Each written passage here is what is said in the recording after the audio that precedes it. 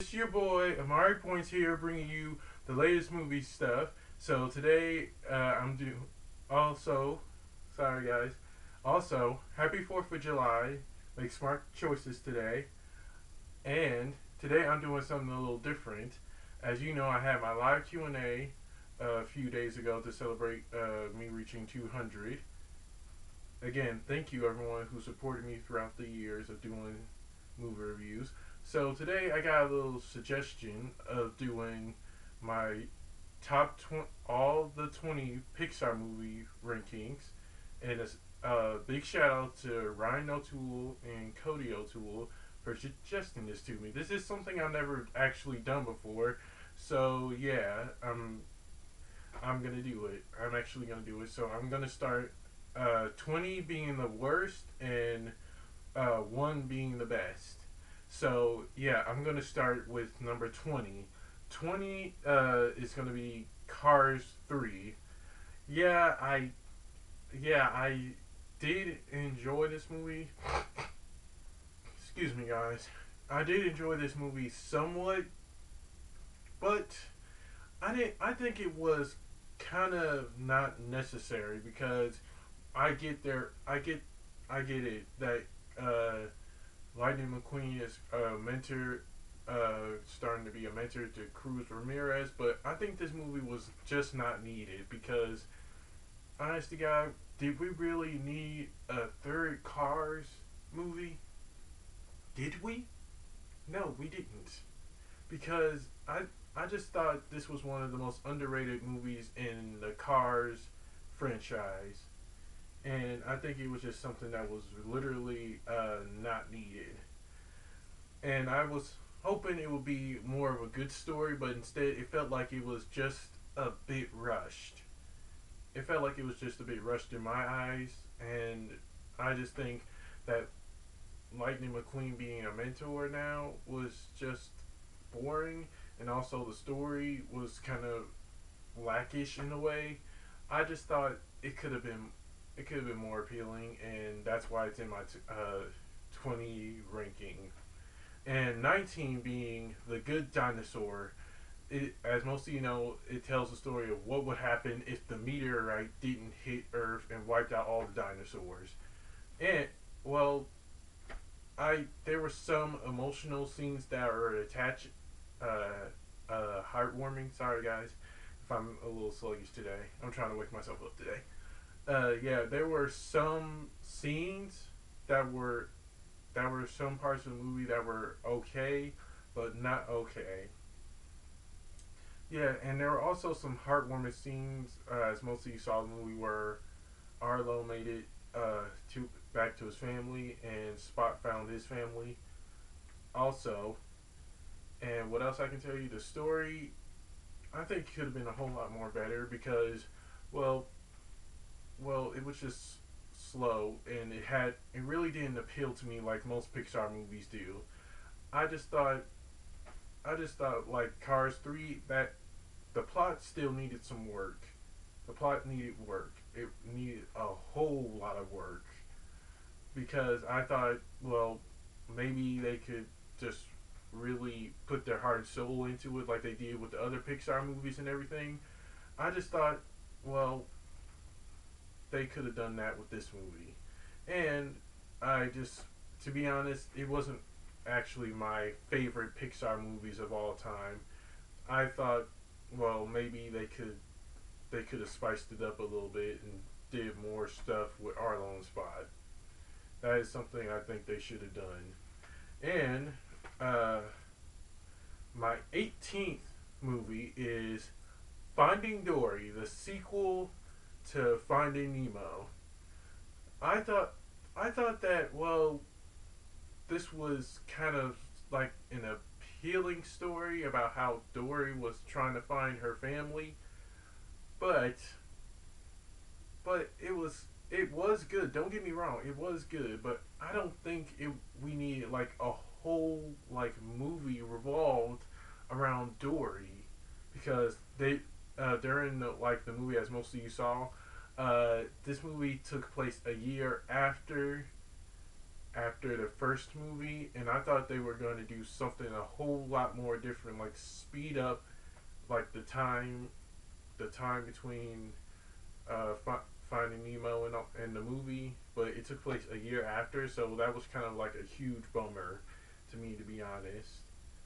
I thought, well, well, Ellen DeGeneres, don't get me wrong, she was great as Dory, but these other characters, these other new characters, they were okay, but the story uh, really didn't catch my eye. Did we need a whole movie to revolve around Dory? Did we? No, we didn't.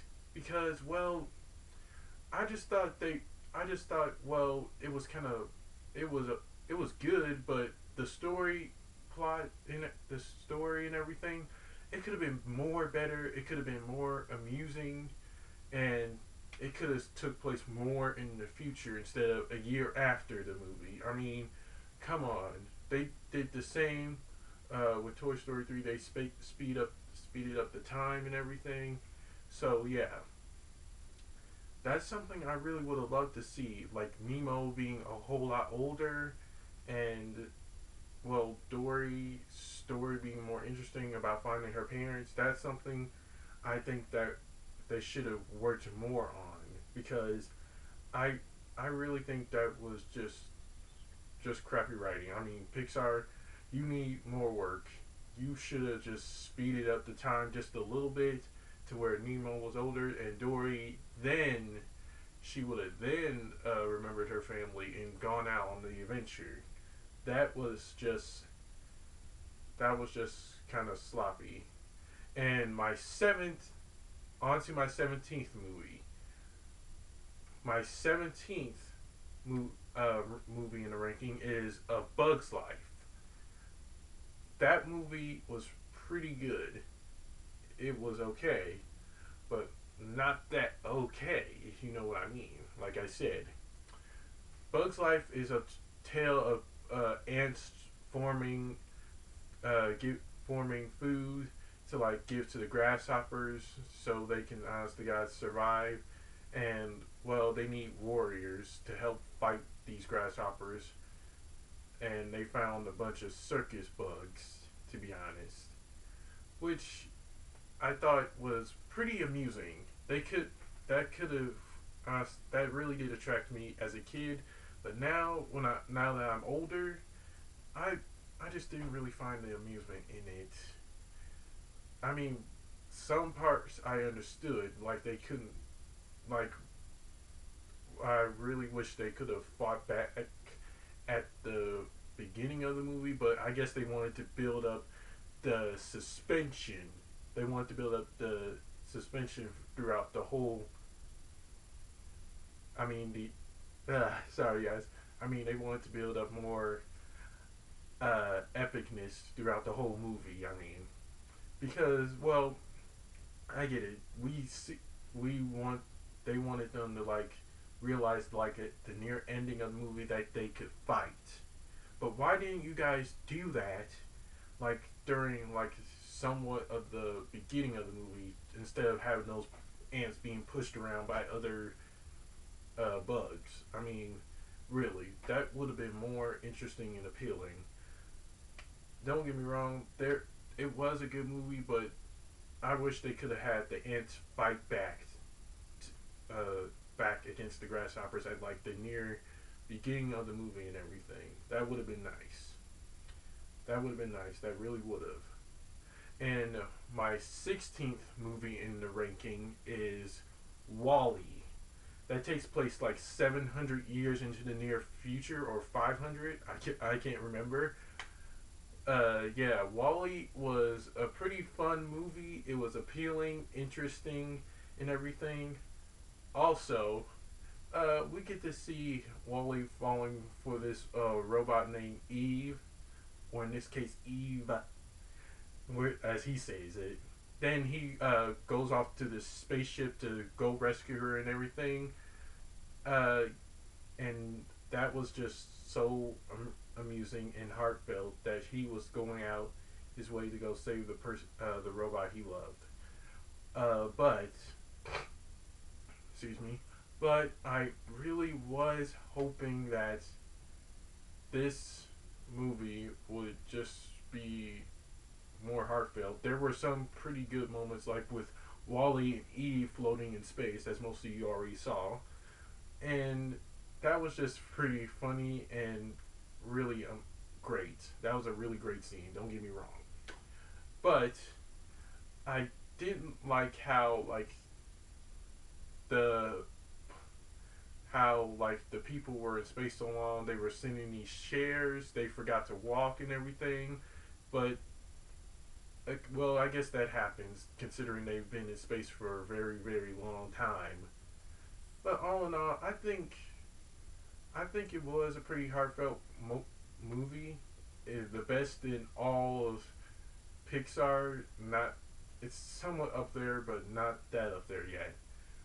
I think it was just pretty interesting at some points, but as for the rest of the movie, not so much. That's why I ranked it as my 16th movie because I think it still needed some work. It really, it really should have made the plot. They really should have made the plot more appealing and interesting in some ways. And on to my 15th movie, which is Cars 2. Cars 2, it was okay, but it could have focused more on Lightning McQueen, but instead of Mater. I mean, oh, Mater's a spy now. Yeah, yay. But I think that movie was kind of really too focused on him because he was being a secret agent, and every time he told Finn and Holly that he wasn't a spy, they thought he was joking and everything, which he wasn't. I just wished they really put more focus on the World Racing Cup with Lightning McQueen racing all over the world and everything, instead of just having Mater be like the main focus. Because, well, think about it, he really didn't do that. Mater really didn't do that much. Yeah, he's just like this goofy tow truck people that people really love. But to be honest, I really didn't like it. Like how this movie focused on him instead of just focusing on Lightning McQueen, because it is kind of his story too. Because he's trying, like I said, he's trying to race all over the world, and that was really more important instead of like having Lightning McQueen. I mean, sorry, I mean having Mater uh, uh, being a spy, because yeah, that was just a huge turnoff for me in some points of the movie, and I think that could have been a whole lot more better if they just sticked with Lightning McQueen instead of just having the story focus on Mater. I mean, they could have focused on Mater a little less and focused on Lightning McQueen a whole lot more, because it's it's both their stories, but the story needs to be focusing on Lightning McQueen winning the World Cup instead of having Mater, being this secret agent and all that. And my 14th movie in the ranking is Toy Story 2. This movie was pretty awesome. It was really, really awesome. I mean, I loved how we got introduced to these new characters. These new characters, Jesse, Bullseye, and the Prospector, aka Stinky Pete. We see this guy Al's toy barn, who's a huge toy collector, and is trying to sell all the toys to Japan in Tokyo. So he can just make the big bucks. And Stinky Pete, the villain in this movie, he doesn't want to be played with. He just wants to be in this museum so people can remember him and just remember him and just be adored by so many people. He doesn't like being played with. He just wants to have people just stare at him and be uh adored. He he's been in storage along with Jesse for so long that he just doesn't want to be like that anymore. And Jesse, let me get right to her. She was abandoned by her owner Emily, which was a pretty heartfelt song. I love like it was a pretty heartfelt backstory, and we see why she is the way she is now. And there's this theory. Also, I want to get to this point. There's this theory going around that Emily is Andy's mom because of the hat and everything, that cowboy hat that Andy's been wearing ever since the first Toy Story movie. So I don't know if it's true, but we never know. It could be true. I can't say for sure. It might be true. It definitely might be. And what I can tell you about this movie is that it was good. It wasn't. It's not actually in my top 10. There were a few flaws, like that toys, like that Buzz Lightyear toy that was wearing the belt. He was just not my favorite. Along with Zurg,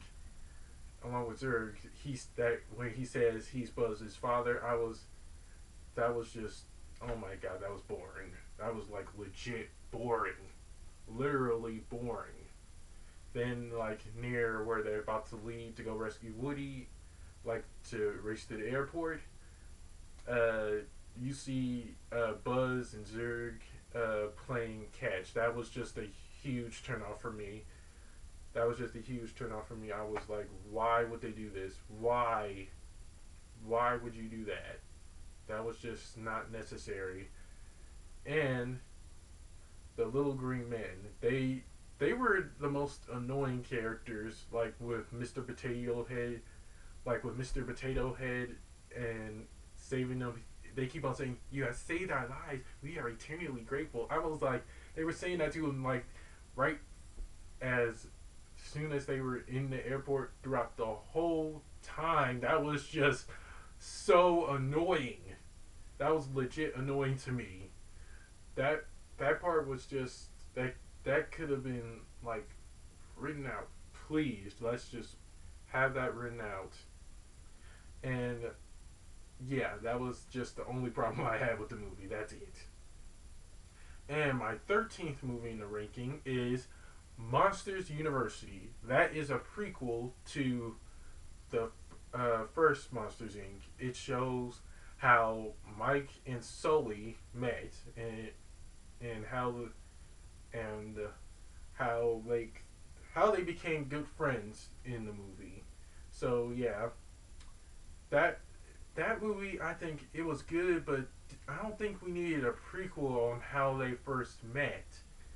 At first I thought this was just like Monsters Inc. 2, but it was just a prequel of how Mike and Sully just first met in college, and how they complete sorry compete in the scare games to get back into the scare program. So yeah, there were like a few moments in the movie.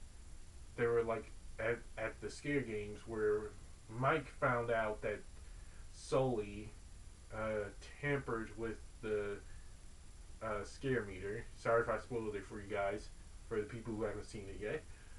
But that was kind of like the baddest part of the movie, because you figured out Sully was only looking out for himself and not for his team, and that was just cold hearted. He was only looking out for himself because he he was on. That's the way he was back in college. He was only he only cared about himself, and we also get to see how why Randall hates Sully, and why he's determined to never ever lose to him. And what's the other interesting thing is that Randall and Mike were college roommates back in college. So when I saw that, that was kind of like a shock to me when I saw it in 2013, and that was just wow. My mind was blown. I didn't even know they were roommates. That was just crazy. And what else I can tell you is that I don't think we needed a, like I said, I don't think we needed a prequel to how Mike and Sully first met because it just didn't real. It really was one of those unnecessary Pixar movies that I think we didn't need in at all. I believe we just. I think they could have just skipped that and went to like Monsters Inc. 2 or something. Seeing and they could have showed how they met in like flashbacks. If they made a Monsters Inc. 2, they could have shown like little flashbacks on how Mike and Sully first met instead of just doing this prequel that I don't think anyone really enjoyed, to be honest. So yeah, I think that's why I ranked it at my 13th movie because I really didn't think we needed it. I know a lot of people out in the YouTube world will probably agree with me on that. And my 12th movie, is, don't get me wrong, sorry if I please don't be mad at me. For my 12th movie is Toy Story. Sorry, please don't be mad at me, everyone. But Toy Story, the very first Pixar movie that ever came out, that the one that started it all, it was just, it was really great. It was really great. That's all I can say. It tells about the story of Woody and how him and Andy were like really close when Andy was a kid, and when he got Buzz Lightyear, he felt like Andy completely forgot about him, and he was just he was just extremely jealous that he was out he was playing with Buzz more instead of him. Then this rival then this rivalry starts between them, and and it was just phenomenal. We also get to see how they have to work together when they get into Sid's house. He's the kid that tortures toys just for fun, and he literally creeped me out. That kid literally creeped me out. Sorry guys. Sorry about that. Sorry about that, guys. Yeah. It's 1 minute. 1 minute. Never mind. Matter of fact, hang on. Yeah. So anyway, guys, as I was saying, we see them work. We see Woody and Buzz working together to get out of Sid's house and back to Andy before he moves. And the way they work together is by using Sid's other toys to help them get back to Andy and go home. Which is a great story, to be honest. Don't get me wrong. I love how they work together, and honest to God, realize that they have a lot more in common. They both care about Andy, and they want to make it back home to him. And I think this is one of the most phenomenal movies that Pixar has ever did. And I think, and I believe that this is something that everyone's going to remember for a very, very long time. And number 11, my number 11th in the Pixar ranking is Brave. This movie tells about a young, rebellious princess named Merida, who honestly wants to control her own life, but her mother, Queen Eleanor, has other plans for her. She wants her to get married at a young age, and she doesn't really want that life. She wants to choose her own fate. She wants to like be free and decide what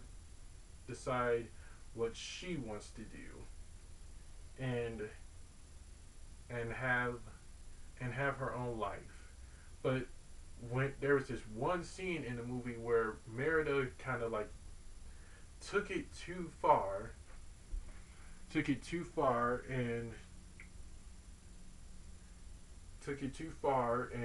well, sorry guys, um, took it too far, and her and her mother kind of get into this huge fight that makes her leave home and find this witch.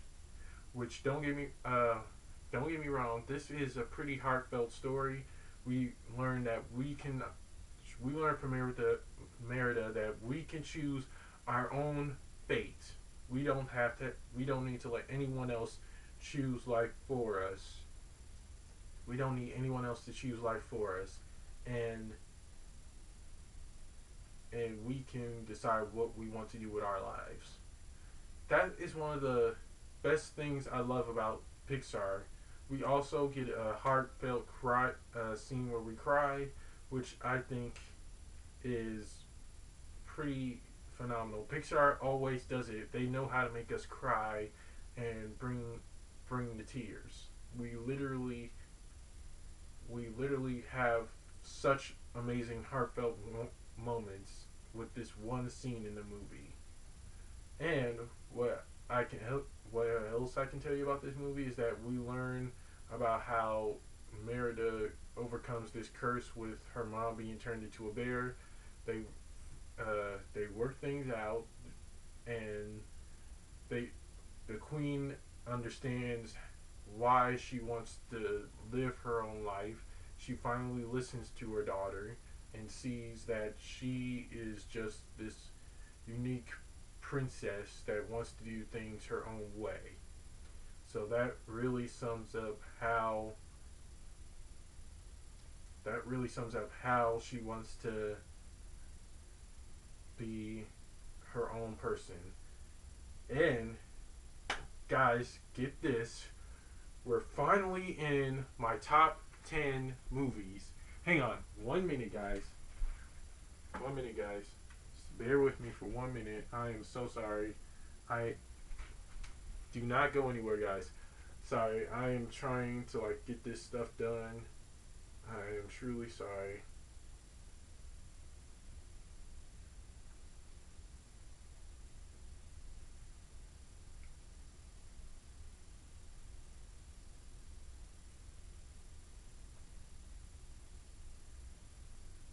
Yeah, I'm just doing this thing from right quick. Give me 1 minute. Oh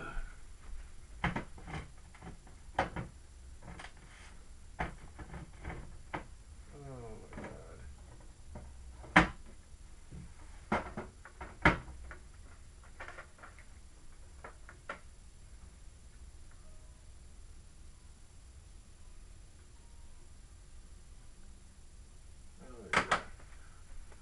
Yeah, sorry guys. I am truly sorry. I am truly sorry, guys. Sorry about that. So yeah, I am truly sorry. So anyway, like I was saying, we're in our. I'm in my top 10 Pixar rankings now. So yeah, I finally made it to the final and last film. So I mean to my final 10 Pixar rankings. Sorry. So anyway, yeah, my number one. I mean, sorry, my 10th movie is Toy Story 3. It's been years. Years have flown by. Andy is going off to college. His mom says that he has to figure out what he's going to do with the toys he kept. And he decides to try to put them in the attic, but stuff goes wrong. His mom thought that Woody and the gang were garbage, and she accidentally throws them away. But they decide to go to Sunnyside Daycare, where they thought everything was going to be fun, sunshine, and rainbows. But like, as you see, it's not. Lotso Hugging Bear wants everyone to stay in Sunnyside. Wants everyone to stay in Sunnyside because apparently he is like the big dog.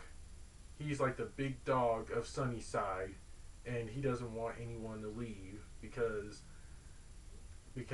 of, well, he wants to keep things in order. I bet I got all three Toy Story movies, so yeah, I think that's probably why he wants them to stay. He wants them to keep everyone in order in so many other ways. We also learn why Lotso is the way he is. We see his backstory, and he has like a really sad backstory. One of the darkest Pixar villains ever, I think. And as we see in the backstory, by he was replaced in this backstory by his owner Daisy, and that kind of broke his heart. That kind of broke his heart on why he's the way he is now. And there was a really sad, touching moment at the end of Toy Story 3. We finally see Andy go off to college. That was really a tearjerker for me too. Pixar knows how to make people cry. I honest to God was crying my eyes out when I saw Andy go off to college, because we know Andy since he was like a little kid. We know him since he was like a little kid, and seeing him go off to college and leaving his toys with a new owner, Bonnie, who takes good care of the toys. And I think Toy Story 3 was one of the most heartwarming movies in the Toy Story franchise. It really was. It I really wish they could have ended the story right there, because I don't think we need a Toy Story 4. We really don't. Because I think because the story could have just ended perfectly right there. Don't get me wrong, I have only one flaw, and that was just Lotso. He was just crazy. He was one of the most craziest Pixar villains I've ever seen. And number nine, in the in my Pixar ranking is Monsters Inc. Mr. Waternoose is like this huge company owner of Monsters Inc. We see him explain that kids are toxic and that they are literally death. Any kid who touches them are like legit death.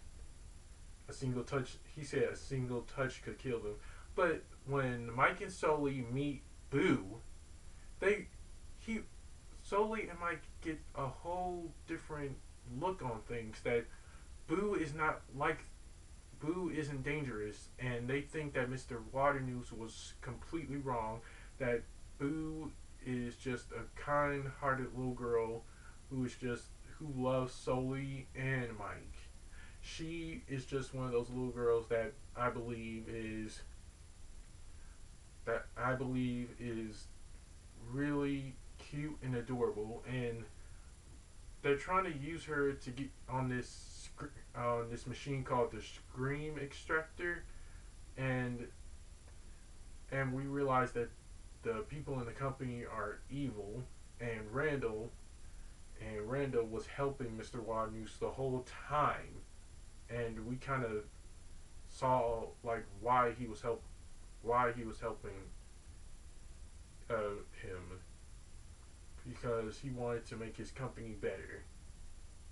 And we also see at like the near part of the movie where Boo literally whooped Randall's butt. She wasn't scared of him anymore like she was. She stepped up and been very, very brave. And that is something that I really enjoyed. And oh my god, at the ending of this movie though. 1 minute, guys.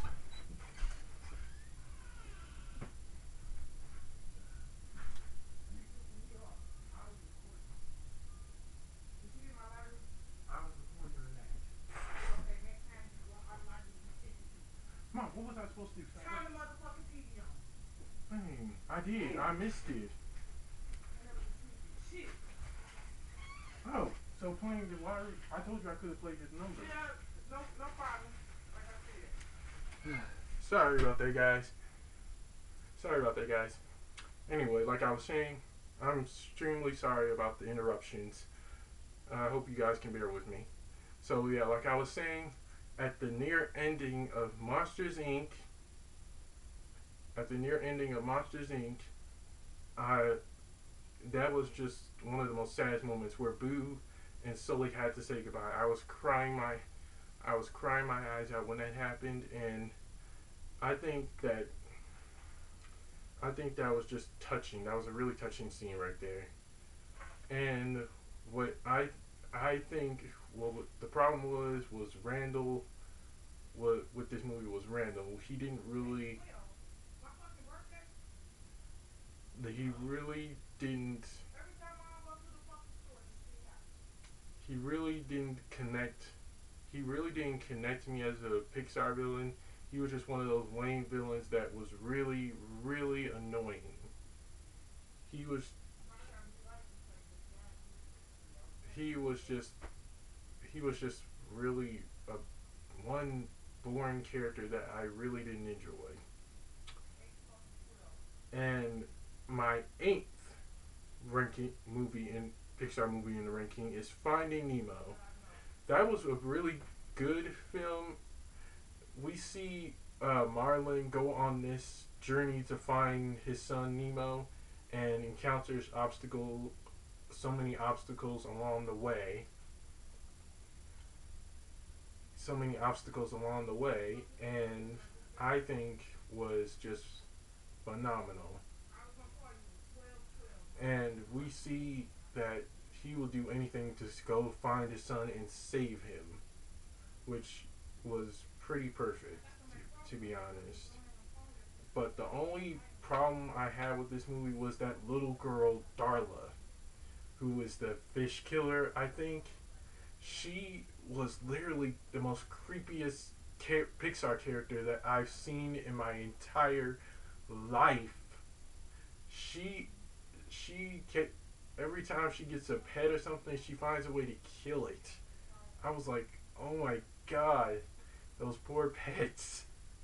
But all in all, that was the only problem I had with the movie. That, and it really, along with the jellyfish scene, that was kind of like really boring. I didn't connect with that in no sort of way. In no sort of way, because it was just one of those dull, boring scenes that I really didn't enjoy a lot. And my seventh movie in the Pixar ranking is The Incredibles.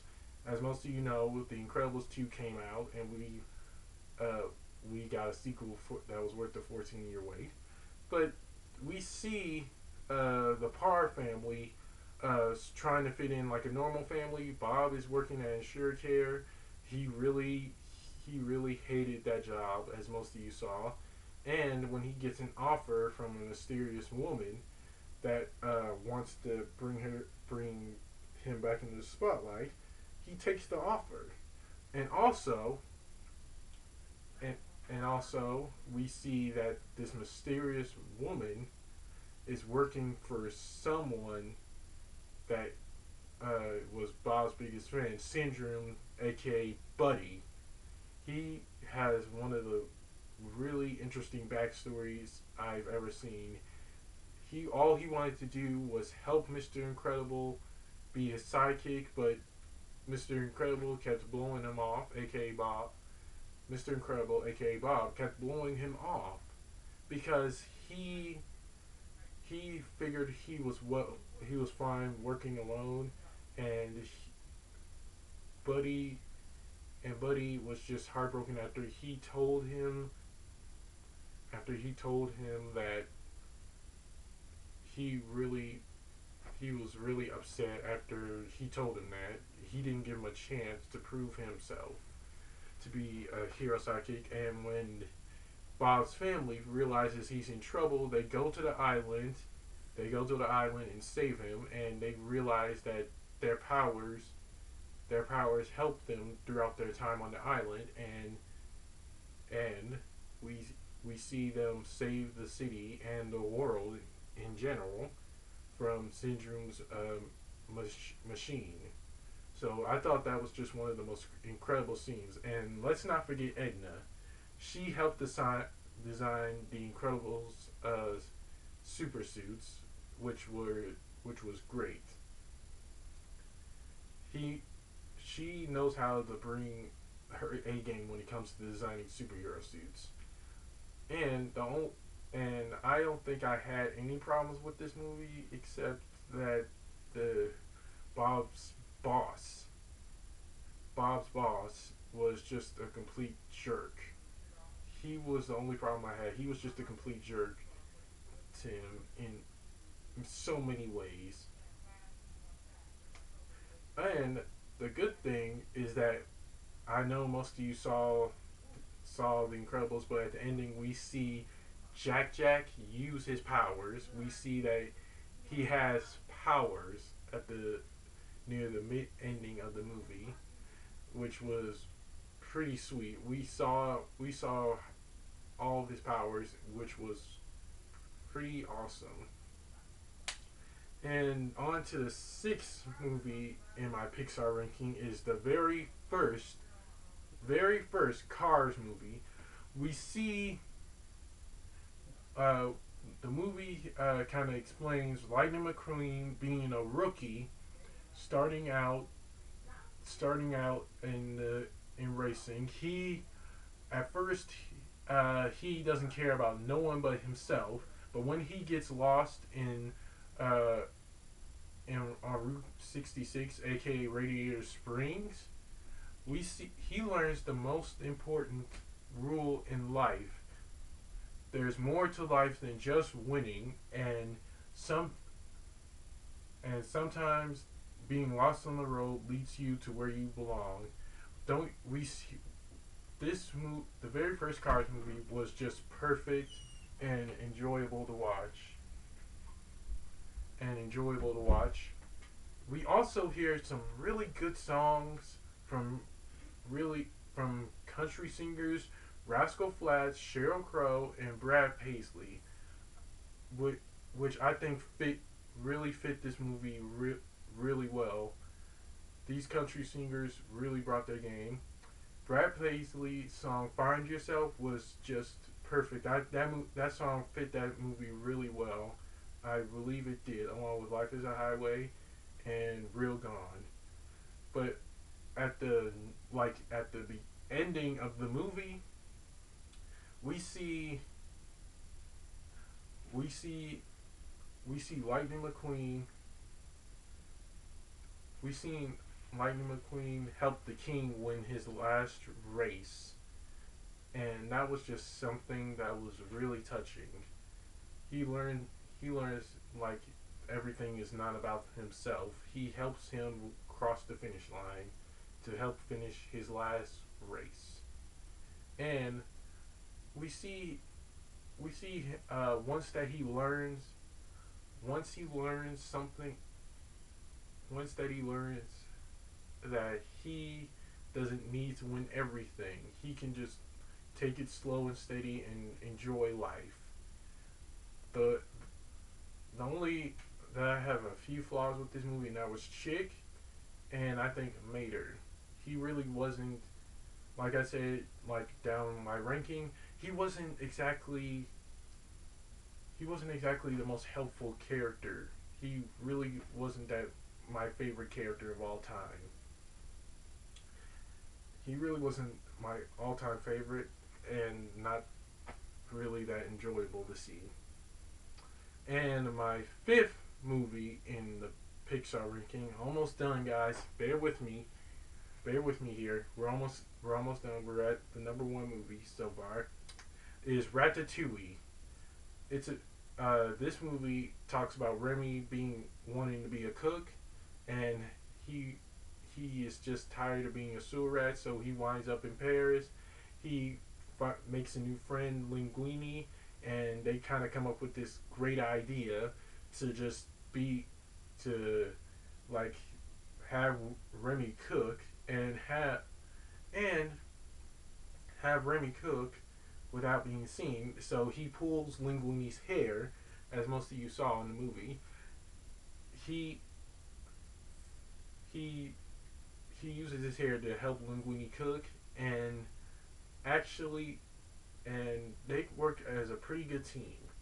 And Ego, he was just one of the most scariest villains, Pixar villains that I've ever seen. But as soon as he's fed Ratatouille, we see this heartwarming scene with him and his mom, with him and his mom cooking, and it made him realize why he loved he loves food so much. And I think this movie, everyone can live by this one phrase that Gusteau said: anyone can cook. That is a way of saying anyone can accomplish their dreams if they put their minds to it. That is just that was just a phenomenal saying that will really touch my heart forever. Pixar knows how to make a really good movie that people will enjoy, and I think you'll enjoy it too. And my fourth movie in the Pixar ranking is Disney Pixar's Up. It's about this old man Carl whose lifelong dream uh, is to go to Paradise Falls and park his house near the waterfalls to for the sake of his wife, his late wife, who died, as most of you saw like in the near beginning of the movie. And he makes some friends along the way. Russell, this wilderness explorer who wants to help Carl, and this giant bird, Kevin, and the talking dog, Doug, as most of you know. Well, there were a lot of touching scenes in this movie, like where we see Carl open up the adventure book, and we see the pictures of him and Ellie together. That scene made me cry too. I don't know how Pixar does it, but they know how to make people cry in their movies. That was just a touching scene that I, honest to God, ever seen. I think that it deserves to be in my top four. It really does, because I really was crying my eyes out, and I just couldn't stop crying after I saw that scene. And my third movie, the top three, guys. Thank you, we finally made it. My top three movie in the Pixar ranking is Inside Out. We get to learn about Riley and her four emotions, I believe: anger, sadness, fear, and joy. Joy is kind of like that character. She just wants Riley to be happy every time, but as she learns throughout the movie, you can't always be happy. You have to feel other emotions. You have to feel sadness, anger, fear all the time. You can't just feel happy every single time, because well, you have to feel other emotions too. And I think Amy Poehler as Joy, she was phenomenal, along with the rest of the great cast that I can't name right now.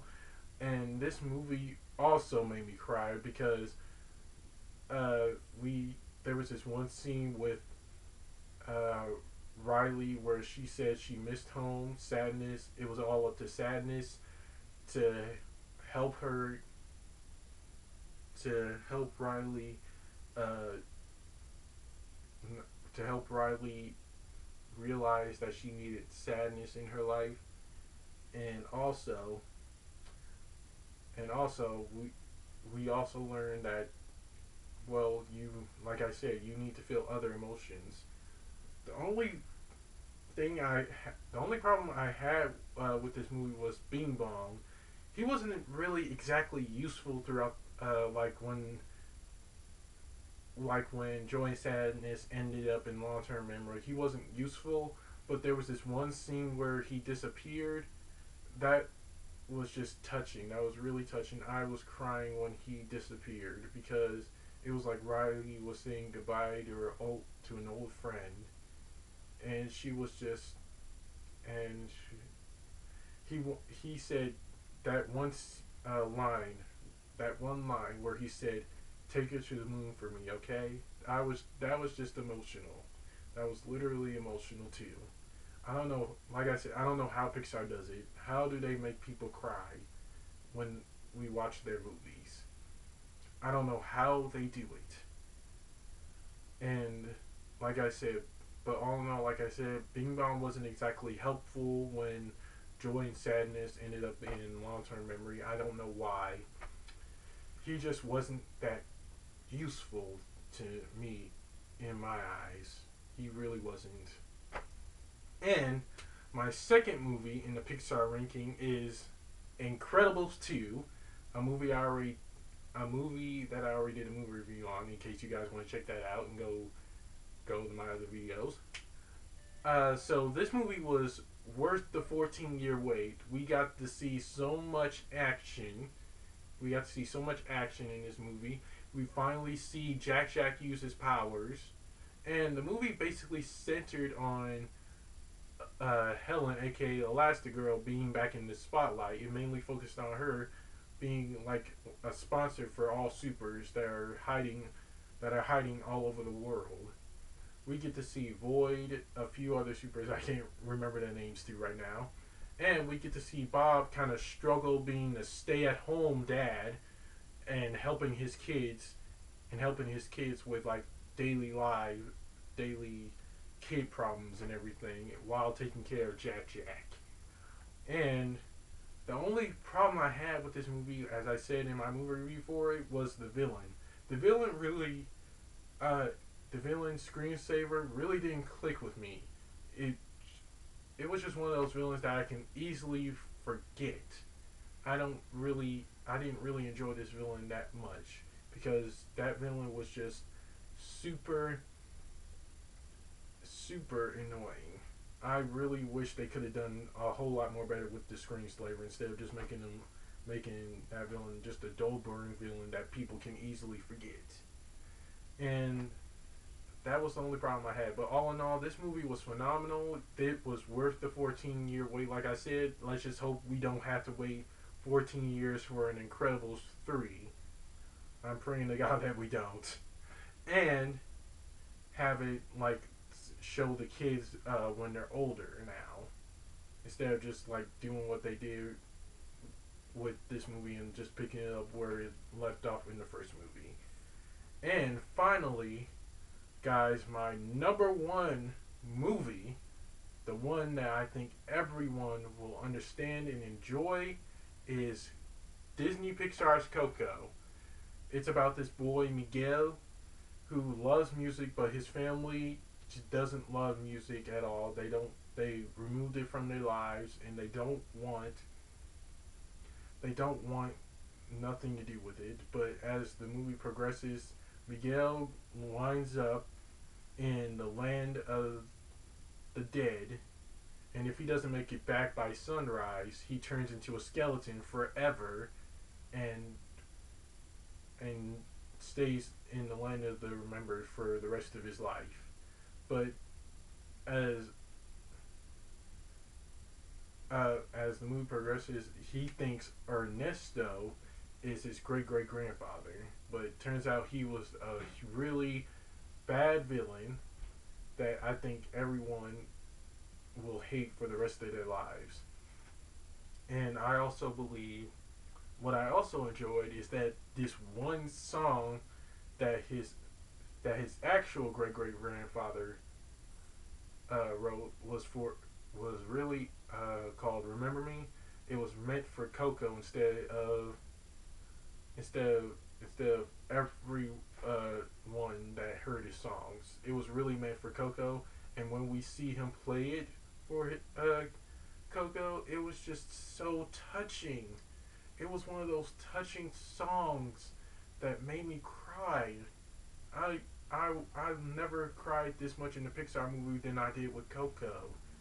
It was just so heartwarming. It was one of those movies that I think everyone will remember for a very long time, and I think that is something everyone will definitely remember. And that's it for my 20 Pixar ranking video. This was practically the longest video I actually ever done, I believe. And start again, I apologize for all of the interruptions I've been getting as of late. I am very sorry for that. And be sure to like, subscribe, and share, and comment below on what your 20 Pixar and what's sorry guys. Comment below on what your 20 Pixar rankings are, so I'll be able to comment and we'll be able to have like a conversation and everything on what your rankings are. And be sure to press that little notification bell at the bottom of my video to get notified when my next YouTube, whenever I do a movie review or a ranking. Hopefully I get to do this again soon. And be sure to follow me on the Stardust app at Amari106 to check out my latest movie reaction and trailer reaction. Take care and God bless, guys. Peace.